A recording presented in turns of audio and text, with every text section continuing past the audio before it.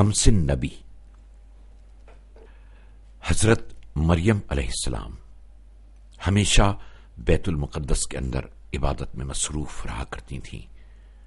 ایک روز اچانک اللہ تعالی کی جانب سے حضرت جبرائیل علیہ السلام تشریف لائے اور حضرت مریم کو بیٹے کی خوشخبری سنائی۔ چونکہ یہ اللہ کا حکم تھا، اس لیے جناب مریم علیہ السلام نے اس کو تسلیم کر لیا۔ چند مہینے بعد جب بچے کی ولادت کا وقت قریب آیا تو حضرت مریم علیہ السلام شہر سے باہر ویرانے میں چلی گئیں جہاں بچے کی ولادت ہوئی۔ ولادت کے بعد بچے نے اپنی ماں کو تسلی دی اور انہیں بتایا کہ لوگوں کا سامنا کس طرح سے کریں۔ اس کے بعد حضرت مریم نے بچے کو گود میں اٹھایا اور شہر آ گئیں۔ شہر میں آ کر حضرت عیسیٰ علیہ السلام نے اپنی ماں کی پاک دامنی اور اپنی نبوت کی گواہی دی۔ ناصرہ شہر کے لوگ بچے کو بولتا دیکھ کر بہت حیران ہوئے اور اس معجزے کی وجہ سے لوگوں کے اعتراضات ختم ہو گئے۔ اب کوئی بھی حضرت مریم سے بدگمان نہیں تھا۔ یہ عجیب واقعہ بہت جلد مشہور ہو گیا اور لوگ سمجھ گئے کہ یہ بچہ دوسرے بچوں سے مختلف ہے۔ اسی شہر کے کچھ لوگ ایسے بھی تھے جن کو اس معجزے پر یقین نہیں تھا۔ وہ کہتے تھے کہ بی بی مریم کے خاندان والوں نے اپنی عزت بچانے کے لیے خود ہی یہ واقعہ گڑھ لیا ہے۔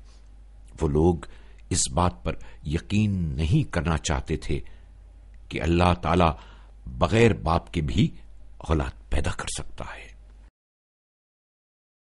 حضرت مریم علیہ السلام نے ایسے لوگوں کی باتوں پر کوئی توجہ نہ دی اور اپنے گھر جا کر بچے کی پرورش میں مصروف ہو گئیں۔ حضرت عیسیٰ علیہ السلام بڑے ہوئے تو نبوت کے آثار ان کے چہرے پر صاف نظر آتے تھے۔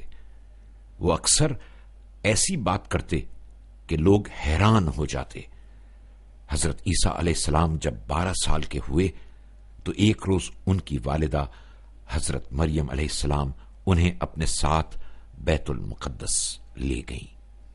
وہاں مسجد اقصی میں علمی بحث و مباحثہ ہوا کرتا تھا جس میں حضرت عیسیٰ علیہ السلام بھی شرکت کرتے اور ان کی باتیں سنتے رہتے تھے۔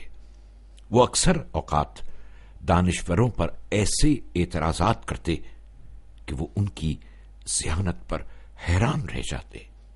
رفتہ رفتہ سب انہیں پہچاننے لگے۔ اب حضرت عیسیٰ علیہ السلام ان کی محفلوں میں جاتے تو ان کی باتیں سننے کے لیے ایک دم سب لوگ خاموش ہو جاتے۔ حضرت عیسیٰ علیہ السلام کی یہ ذہانت خدا کا تحفہ تھا، اسی لیے وہ ہمیشہ کامیاب ہوتے۔ یہودی علماء بہت مغرور تھے۔ اب تک کوئی ان کے مد مقابل نہیں آ سکا تھا اور وہ ہمیشہ دوسروں کو شکست سے دوچار کرتے تھے، لیکن حضرت عیسیٰ علیہ السلام کے ہاتھوں شکست کھانے کی وجہ سے یہودی عالم حسد کا شکار ہو گئے۔ ان کو بہت غصہ آیا اور وہ حضرت عیسیٰ کے دشمن ہو گئے تھے۔ حضرت عیسیٰ علیہ السلام جب 30 سال کے ہو گئے تو اللہ کی جانب سے فرشتہ وحی لے کر آیا اور انہیں بنی اسرائیل کی ہدایت کی ذمہ داری سونپی۔ حضرت جبرائیل علیہ السلام خدا کی طرف سے حضرت عیسیٰ علیہ السلام کے لیے کتاب بھی لائے تھے جس کا نام انجیل تھا۔ یہودی اور حضرت موسیٰ علیہ السلام کے پیروکار اس زمانے میں منحرف ہو چکے تھے۔ ان لوگوں نے اپنی آسمانی کتاب توریت کی آیات میں تبدیلیاں کر دی تھیں۔ وہ غریبوں اور ناداروں کو مجبور کرتے کہ اپنے پیسے عبادت گاہ میں لا کر ان کے حوالے کر دیں۔ ان میں سے کچھ لوگ قیامت کے دن کا بھی انکار کرنے لگے تھے۔ حضرت عیسیٰ علیہ السلام نے انہیں خدا کی اطاعت کی دعوت دی۔ یہودیوں کے جھوٹے عالم سمجھ گئے تھے کہ اب ان کی زبردستی کا زمانہ ختم ہو چکا ہے اور جلد ہی ان کے برے کاموں سے پردہ اٹھ جائے گا۔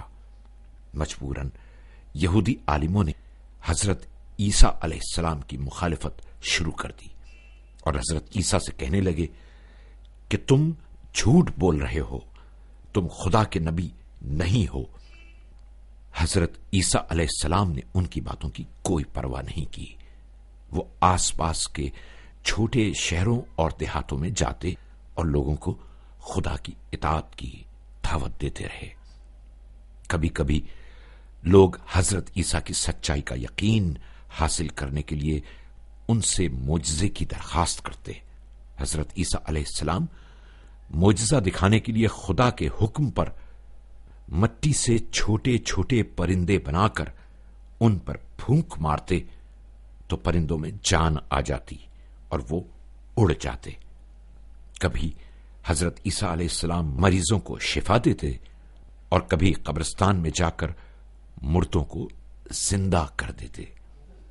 رفتہ رفتہ لوگوں کی بڑی تعداد حضرت عیسیٰ علیہ السلام پر ایمان لے آئی۔ ان ایمان لانے والوں میں کچھ طاقتور نوجوان بھی تھے۔ حضرت عیسیٰ علیہ السلام جہاں کہیں بھی جاتے، یہ نوجوان ہر جگہ ان کے ساتھ ہوتے۔ انہیں حواری کہا جاتا ہے۔ وہ حضرت عیسیٰ علیہ السلام کا بھرپور ساتھ دیتے اور لوگوں کو ان کی اطاعت اور پیروی کی ترغیب دیتے۔ حضرت عیسیٰ اور ان کے حواریوں کی کوششوں سے لوگ یہودی عالموں سے دور ہوتے گئے۔ اب وہ اپنے پیسے عبادت گاہ میں جمع نہیں کراتے تھے۔ یہودی اس صورتحال پر بہت پریشان تھے۔ ایک بار وہ سب اکٹھے ہوئے اور انہوں نے آپس میں یہ طے کیا کہ حضرت عیسیٰ علیہ السلام کو قتل کر دیا جائے۔ اس مقصد کے لیے انہوں نے بادشاہ سے کہا کہ عیسیٰ نے یہودیوں کے دین کو پیروں تلے رون ڈالا ہے۔ وہ ہفتے کے دن کام کی چھٹی نہیں کرتا اور ملک میں فساد برپا کرنا چاہتا ہے۔ بادشاہ یہ سن کر ان کے فریب میں آ گیا اور وہ بھی حضرت عیسیٰ کا دشمن بن گیا۔ ادھر حضرت عیسیٰ علیہ السلام کو جب یہودیوں کی اس سازش کا علم ہوا تو انہوں نے ایک جگہ سے دوسری جگہ ہجرت شروع کر دی۔ وہ ایک شہر سے دوسرے شہر اور ایک گاؤں سے دوسرے گاؤں سفر کرتے رہتے۔ یہودیوں نے اپنے جاسوس ہر جگہ پھیلا رکھے تھے تاکہ حضرت عیسیٰ علیہ السلام کی قیام گاہ کا پتہ لگا سکیں۔ انہوں نے اعلان کر دیا تھا کہ جو بھی حضرت عیسیٰ کے بارے میں اطلاع دے گا اسے مالا مال کر دیا جائے گا۔ ایک روز تمام یہودی علماء بیت المقدس میں جمع تھے کہ حضرت عیسیٰ علیہ السلام کا ایک شاگرد جس کا نام یہودا تھا بھاگتا ہوا وہاں پہنچا اور وہ فوراً علماء سے ملنا چاہتا تھا۔ دروازے پر چوکیدار نے اسے روک کر وجہ پوچھی تو وہ لرزتی ہوئی آواز میں کہنے لگا، مجھے بہت ضروری کام ہے، اندر جانے دو۔ چوکیدار نے یہودا کی یہ حالت دیکھی تو سمجھ گیا کہ وہ بہت خوفزدہ ہے۔ اس نے اسے اندر جانے کی اجازت دے دی۔ یہودا اندر جاتے ہی کہنے لگا، میں عیسیٰ کے بارے میں خبر لایا ہوں۔ یہودی یہ سن کر بہت خوش ہوئے اور سب نے اسے مالا مال کرنے کے وعدے کیے۔ یہودا نے حضرت عیسیٰ علیہ السلام اور ان کے ساتھیوں کی جگہ بتا دی۔ یہودی عالموں نے فوراً بادشاہ کو اطلاع دی۔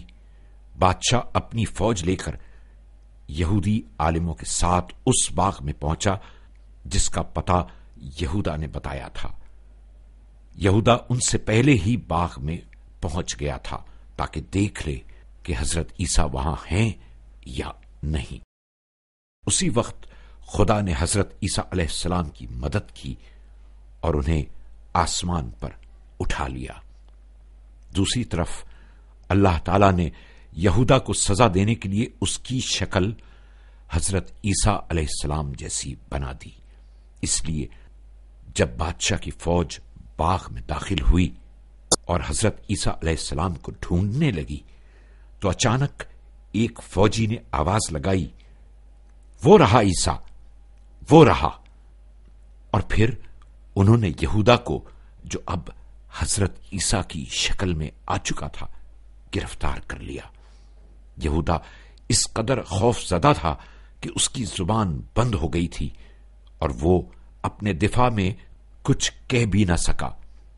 لوگ اسے کھینچتے ہوئے باغ سے باہر لائے اور اسے سولی پر لٹکا دیا۔ اس طرح اللہ تعالی نے اپنے نبی کی مدد کی اور دشمن کو اس کے کیے کی سزا دی۔